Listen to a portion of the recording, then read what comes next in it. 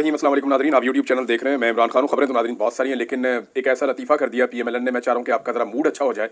एक अजीबोगरीब काम उन्होंने किया नून लीग के लोगों ने, और यानी मियाँ साहब बड़ी मुश्किल से अपना गम भुलाते हैं, बड़ी मुश्किल से अपनी तकालीफ को कम करते हैं, लेकिन फिर अचानक से उनके घर में से कोई टिकटॉकर उठ के या पीएमएलएन के अंदर मियाँ साहब के खैर ख्वाह उठ के ऊंची आवाज़ में मकेश के गाने लगा देते हैं। एक तो गाने लगाते हैं मकेश के, मियाँ साहब को दुखी करते हैं, और लगाते भी ऊंची आवाज़ में, मियाँ साहब को मजीद दुखी कर देते हैं। इन्होंने ऐसा एक नया कारनामा किया है, मैं आपको पढ़ के सुनाऊंगा तो आपके भी 14 तबक रोशन हो जाएंगे। आप हैरान हो जाएंगे कि इस किस्म का कॉन्फिडेंस होना चाहिए, यानी हद हो गई है। मुझे एक लतीफ़ा याद आ गया, थोड़ा सा मूड अच्छा, आपको लतीफ़ा भी सुना देता हूँ। एक बचपन में ना हम एक कहानी, एक लतीफ़ा टाइप की सुनाते थे। एक दोस्त, वो कहते थे एक औरत थी और उसके 3 बाल थे सर पे। तो वो चली जाती है ब्यूटी पार्लर में और वहाँ जाके बोलती है कि मेरे बालों की आप चुटिया बना दें। तो वो चुटिया करने लगती है तो एक बाल टूट जाता है, तो 2 बाल रह जाते हैं। अब जब 2 बाल रह जाते हैं तो वो कहती है नहीं, आप स्टाइल चेंज कर दें मेरे बालों का, आप चुटिया रहने दें। तो एक बाल और टूट जाता है, तो सिर्फ एक बाल रह जाता है उसके सर पे। तो वो खातून से कहती है नहीं, आप रहने दें, मैं बाल खुले छोड़ के चली जाऊंगी। ये हम बचपन में सुनते थे लतीफ़ा। तो यहाँ ना मियाँ नवाज शरीफ साहब का भी एक ऐसा ही हाल है। और मियाँ साहब कहते थे ना, पल्ले नहीं तेला दे कर दी मेला मेला। तो मियाँ साहब के पल्ले तेला भी नहीं रहा, तो मेला मेला कैसे हो रहा है? ये देखिए आप, ये जनाब लाहौर में कुछ जगहों पे रिपोर्ट हो रहे हैं कि बैनर्स लगे हुए हैं और मियाँ साहब को कोई बहुत बड़ा चीख वगैरह बना के पेश करने की कोशिश की जा रही है। और जी पीपल चॉइस 2024, ये कोई वेबसाइट है, मैंने इसको देखा, खोल के भी देखा, तो यहाँ मियाँ साहब का मुंह खुला हुआ है, आपको नजर आएगा। वेबसाइट को जब आप खोलेंगे, बीच में कोई कॉन्टैक्ट नंबर भी है, वो अजीबोगरीब चीज़ें इसके अंदर लिखी हुई हैं। और जनाब मियाँ साहब ने हाथ खड़ा किया हुआ है, 2024 के फाते हैं जनाब मियाँ नवाज शरीफ साहब। और साथ में हमदा शहबाज की फोटो है, उसने भी मुक्का बनाया हुआ है। एक तरफ को मरियम नवाज है, एक तरफ को शहबाज शरीफ साहब है, जो है वो कफ ऊंचा करके, और पीएमएलएन का लोगो भी लगा हुआ है। तो मियाँ नवाज शरीफ साहब का जनाब ये कोई वेबसाइट है, पीएमएलएन के लोगों की होगी। अब इन्होंने जनाब एक प्रोग्राम रख लिया है, और प्रोग्राम बड़ा खौफनाक इन्होंने रख लिया। अगर आप पोस्टर को पढ़ेंगे तो आप हिल जाएंगे। प्रोग्राम रखा है कि नवाज शरीफ की टी शर्ट की नीलामी 16 दिसंबर से 20 दिसंबर तक हो रही है। और जो इसका एड्रेस है वो सुल्तान पार्क, मोर्चा स्टॉप, उमर मार्की नजदीक, Shadbagh underpass, ring road, Lahore. ये जरा एड्रेस याद कर लें क्योंकि आप लोगों को जाने में दिक्कत ना हो, आप लोगों ने ये शर्ट खरीदनी है। सुल्तान पार्क, मोर्चा स्टॉप, उमर मार्की नजदीक, Shadbagh underpass, ring road, Lahore. नीचे जनाब इन्होंने अपना टेलीफोन नंबर भी दिया हुआ है, आप देख सकते हैं। अगर आपने इस टेलीफोन नंबर पे कॉल करनी है तो आप कर लें। इनका वेबसाइट का एड्रेस भी है www.peoplechoice2024.com। अब पता नहीं किसने मियाँ साहब के साथ ये मजाक किया है, तो वैसे ये मजाक ही है, और मियाँ साहब के साथ मजाक कर दिया गया एक मरतबा। फिर कौन खरीदेगा मियाँ साहब की टी शर्ट? देखिए, अगर किसी ने लेनी भी है तो उसको पैसे देने पड़ेंगे कि यार ये पैसे पकड़ो, जाके मियाँ साहब की टी शर्ट ले आओ। तो अपनी जेब से अगर 1 करोड़ रुपया, 50 लाख रुपया, 60 लाख रुपया लोगों को देकर गरीबों को, और उन्हें कहा जाए कि लाइन में लगो, लंबी लाइनें लगनी चाहिए, मियाँ साहब की टी शर्ट खरीदो, तो फिर तो चलो बात समझ आती है। लेकिन ये ऐसे होना नहीं है। मैं सिर्फ एक चैलेंज देता हूं, एक शर्त के साथ, इमरान खान की फोटो ना लगाएं, सिर्फ एक शर्ट के ऊपर 804 लिखवा दें, सिर्फ 804 लिखवा दें, और मियाँ साहब के मुकाबले में दुनिया के किसी भी स्टॉल पे रखते हैं। मैं आपको लिख कर देता हूं कि इमरान खान की 100 शर्ट्स बिकेगी मियाँ साहब की 10 शर्ट के मुकाबले में, बल्कि 2 शर्ट्स के मुकाबले में भी। इतनी ज्यादा मकबूलियत का फर्क है इमरान खान का और मियाँ नवाज शरीफ का। और ये मियाँ नवाज शरीफ साहब ने अपनी मकबूलियत में कोई और नहीं कसूरवार, मियाँ साहब खुद कसूरवार है। मियाँ साहब की अपनी औलाद ने और मियाँ साहब के अपने भाई ने मिलकर मियाँ साहब को, और मियाँ साहब ने अपनी मर्जी से अपने आप को, अपनी मकबूलियत को आग लगाई है अपने हाथों से। इतनी पॉलिश की कि मकबूलियत जो है वो काली स्याह हो गई है, वो नजर नहीं आती। ये किया मियाँ साहब ने। इमरान खान साहब की एक फोटो आप निकाल के बेचे ना एक टी शर्ट के ऊपर, और दूसरी तरफ पाकिस्तान की सारी पॉलिटिकल क़यादत की फोटो लगाए, नवाज शरीफ, जरदारी, फजलुर रहमान, एएनपी वाले, एमजीएम वाले, सबकी फोटो आप लगाकर बेचें। इवन एस्टैब्लिशमेंट के बंदों की भी फोटो आप लगा दें, नहीं बिकनी। और सौदा बिकना ही नहीं। थोड़े दिन पहले काशिफ बासी साहब कह रहे थे ना कि वो बेचने के लिए कोशिश करते हैं। मुस्तफा नवाज खोकर साहब ने बताया जी, बड़ी कोशिश की बिलावल का सोशल मीडिया उठाने के लिए, बाहर से बंदे हायर किए, बड़ा पैसा भी इन्वॉल्व किया, नहीं हुआ। भाई प्रोडक्ट बिकती है, वो यही कह रहे थे ना, सौदा होएगा तो बिकेगा ना। जब सौदा ही बिकने वाला नहीं है तो आप जितनी मर्जी अच्छी दुकान में रखें, वो नहीं बिकना।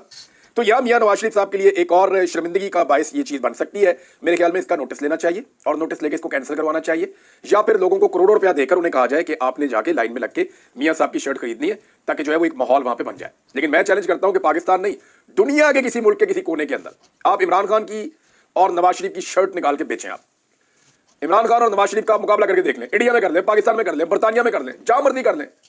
भाई आप इमरान खान का मुकाबला करना है तो आप आलमी सतह के लीडरों के साथ कर सकते हैं। आप आलमी सतह के लीडर के साथ इमरान खान साहब का कंपैरिजन करें और फिर निकालें उनकी शर्ट और बेचें, तो इमरान खान फिर भी कहीं ना कहीं एग्जिस्ट कर रहा होगा। वो ब्रांड है, वो इनसे बहुत आगे है। ये वहां तक सोच ही नहीं सकते, पहुंच नहीं सकते। मियाँ साहब की दोबारा बेइज्जती करवाने लगे, और ऊपर से मियाँ साहब को फंसवा दिया। फंसे कैसे? ये जरा आप खबर देखिए, ये खबर भी बड़ी इंपॉर्टेंट है।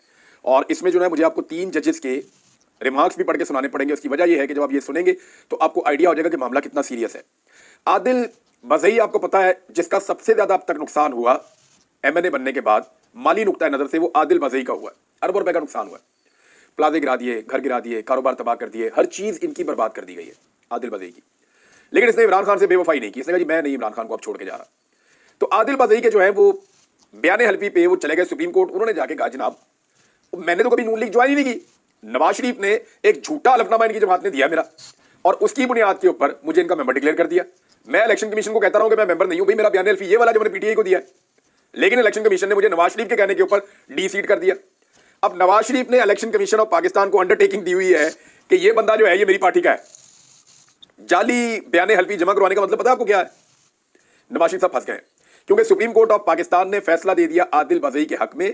जस्टिस आयशा मलिक साहिबा, जस्टिस अकील अब्बासी साहब और जस्टिस मंसूर अली शाह साहब।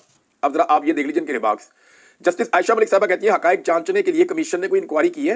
इलेक्शन कमीशन ने कभी कौन ठीक कह रहा है, नवाज शरीफ सच बोल रहे हैं आदिल बज़ई? ये तो नहीं हो सकता कि इलेक्शन कमीशन के नवाज शरीफ क्योंकि बड़ा आदमी है सच बोल रहा है। अब इस पे जो है ना वो अकील अब्बासी साहब कहते हैं बस बड़े साहब का खत आ गया तो बंदे को डी सीट कर दो, ये नहीं हो सकता। समझ गए आप बात? और तीसरी चीज जो है वो जस्टिस मंसूर अली शाह साहब का एक जुमला, उन्होंने कहा पैमाना तो सख्त होना चाहिए था। अब आदिल बज़ई तो हो गया वापस अपनी सीट के ऊपर बहाल, लेकिन नवाज शरीफ साहब ने जो झूठ बोला इलेक्शन कमीशन ऑफ पाकिस्तान में, मियां साहब पड़ गए दोबारा मुश्किल में। अल्लाह अल्लाह करके वो पहले उनकी नाअहली खत्म हुई है, अब दोबारा वो नाअहल हो सकते हैं। तो यहां अगर आदिल बज़ई को मौका मिला और कभी माहौल बदला और वो पूरी फोर्स के साथ आया और वो ये करने में कामयाब हो गया, तो आदिल बज़ई मियां नवाज शरीफ का सियासी सर ले जाएगा, कम से कम इस टर्म के लिए तो ले जाएगा। तो ये जनाब मियां नवाज शरीफ साहब के लिए अच्छी नहीं बुरी खबरें थी। नाज़रीन, एक मैंने सर्वे करवाया था कि जनरल फैज का हो रहा ट्रायल, तो क्यों नहीं जनरल बाजवा का हो रहा? देखिए पीएमएलएन अब ये गवाहियां दे रही है। पीएमएलएन के लोग कह रहे हैं कि जनाब जो कुछ भी हुआ वो जनरल फैज नहीं, उस वक्त क़यादत भी साथ ही थी। और देखिए जनरल बाजवा के दौर में जनरल फैज ने जब करप्शन की तो इसकी इंक्वायरी 2017 में हो गई थी और साबित हो गया था कि जनरल फैज इसके मुजरिम है। लेकिन बजाय इसके कि जनरल बाजवा इसके ऊपर उनको सजा देते, जनरल बाजवा ने उन्हें डीजी आईएसआई बनवाया और फिर उनसे बहुत काम भी लिए। आप सब जानते हैं 2018 में क्या काम हुआ, 2019 में क्या काम हुआ, 2020 में क्या काम हुआ, और फिर उनको हटाकर एक और अपनी मर्जी का डीजी आईएसआई ले आए। ये जनरल बाजवा ने किया था ना। तो जनरल बाजवा के खिलाफ कार्रवाई क्यों नहीं होती? मैंने इसके ऊपर एक सर्वे करवाया। इसार राणा साहब ने, एक सीनियर जर्नलिस्ट है, उन्होंने कहा कि क्या जनरल बाजवा को कटहरे में लाया जाएगा? ये बड़ा इंपॉर्टेंट क्वेश्चन है। मैंने जब ये सवाल उठाया तो इसमें बहुत अजीब किस्म का रिएक्शन लोगों का आया है कि जनरल फैज पे कार्रवाई हो रही है, बहुत अच्छी बात है, क्या जनरल बाजवा पे भी होनी चाहिए, हाँ या नहीं? तो 97% लोगों ने, बहुत बड़ी तादाद में लोगों ने इसमें वोटिंग की है, बहुत बड़ी तादाद में, और 97% लोगों ने यह कहा, 97% लोगों ने, कि जनरल बाजवा का भी एहतसाब होना चाहिए, यानी उनको भी कानून के कटहरे में लाना चाहिए।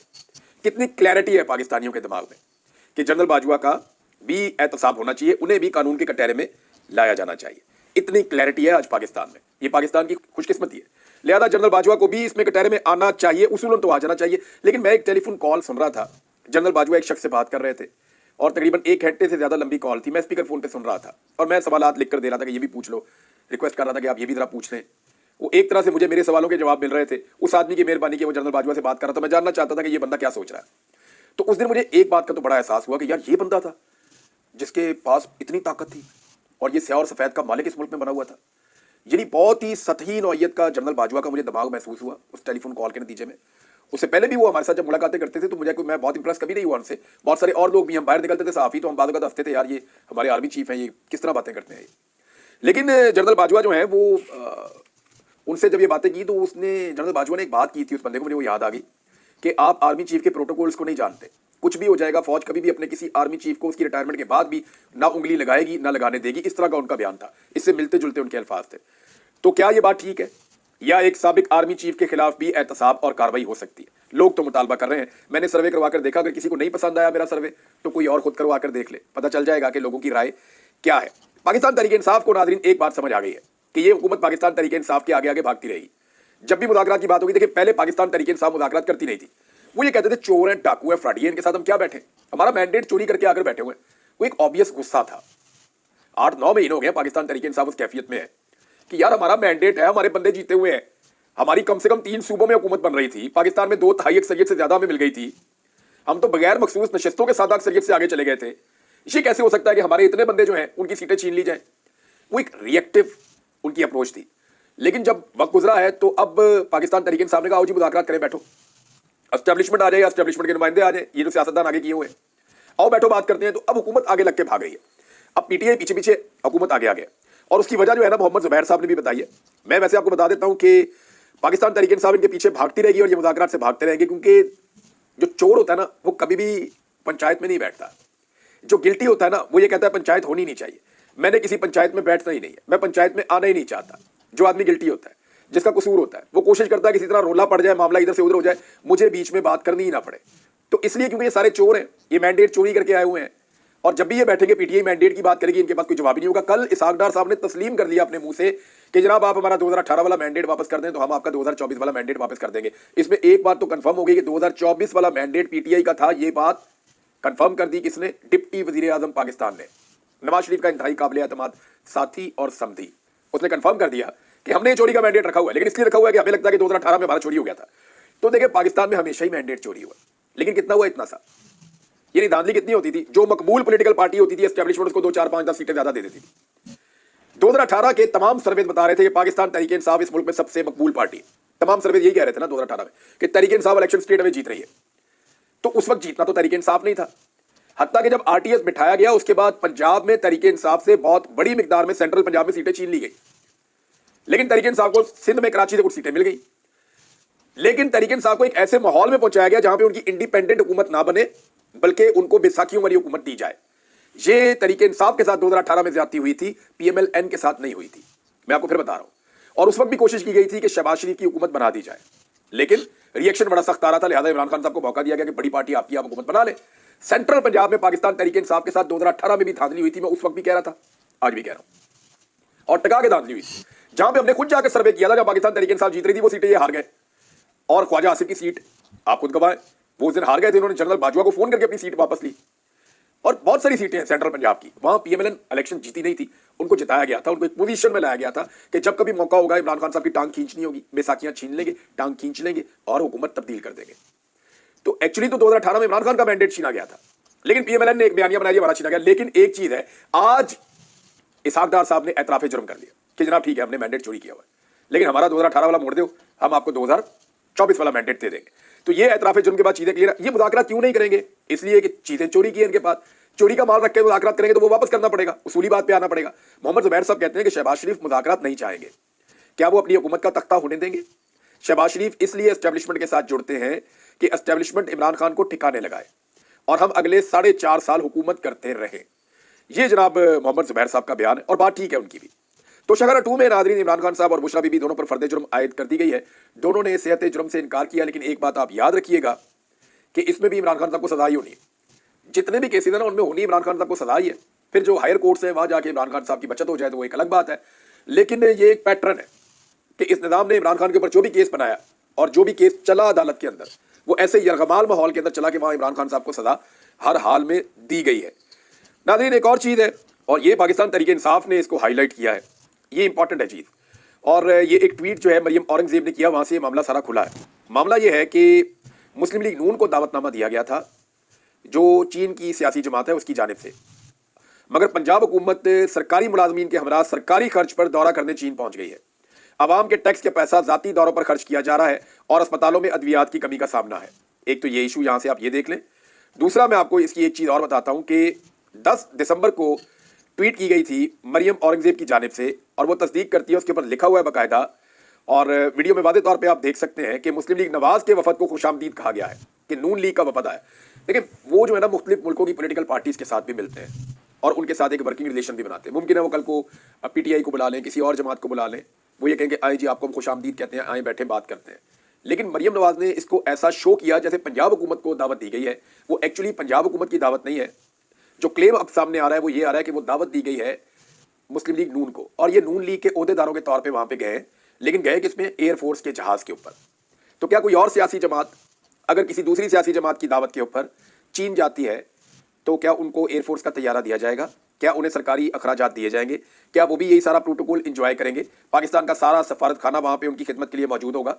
अब हैरत की बात यह है कि जिन भी चाइनीज से मुलाकातें कर रही है मरियम नवाज, हमारे जो मीर मोहम्मद अली साहब हैं वो उन सबसे पहले मिल चुके हैं, और वही तस्वीरें निकल निकल के सामने आ रही हैं। पूरी तस्वीर के अंदर जो है ना वो 15 पाकिस्तानी होते हैं और 2 चाइनीज होते हैं टोटल। तो ऐसा लगता है कि वहां पे चाइनीज जो है या चीनी जो है वो भी इनको मुंह नहीं लगा रहे, जैसे पाकिस्तान में पाकिस्तानी शहरी इनको मुंह नहीं लगाते। इंटरनेशनल डिपार्टमेंट का मकसद भी गैर मुल्की सियासी जमातों और तंजीमों से रवाबित कायम करना होता है। जैसे कि वो तंजीमों से और सियासी जमातों से मिलते हैं, ऐसे ही उन्होंने PMLN को बुलाया, कल को वो किसी और को भी बुला सकते हैं। लेकिन क्या सबको ऐसा फैसिलिटेट करेगी ये रियासत? सवाल तो ये है। नाज़रीन, इमरान खान साहब ने एक बात पर तशवीश का इजहार किया है, और वो ये है कि उनकी पार्टी के लोग, उनका जो बयानिया है, जो वो इमरान खान साहब कह रहे हैं कि हम चलाएंगे एक तहरीक जिसमें हम लोगों को कहेंगे कि वो सिविल नाफरमानी में आए और वो सिविल नाफरमानी की तहरीक का हिस्सा बनते चले जाए, तो पार्टी के लोग इस पर ज़्यादा बातचीत नहीं कर रहे। इस बात पे इमरान खान साहब ने खिफगी का इजहार किया है और इस बात को कंफर्म भी किया अलीमा खान साहिबा ने। यानी अहम खबर यह है कि सिविल नाफरमानी की तहरीक पर पार्टी रहनुमाओं की जानिब से बात ना करने पर अडयाला जेल में इमरान खान पार्टी की आदत पर बरहम, लोगों को सिविल नाफरमानी के बारे में आगाह करने की हदायत। अलीमा खान ने इस बात की तस्दीक की है। दूसरा, मैं आपको एक और चीज़ बताऊं नाज़रीन, आज एक दिन और गुजर गया और पाकिस्तान तहरीक इंसाफ ने शोहदा को इंसाफ दिलाने के लिए, लापता अफराद को बाजियाब करवाने के लिए, लाशें या जिंदा अफराद ढूंढने के लिए अब तक कुछ नहीं किया।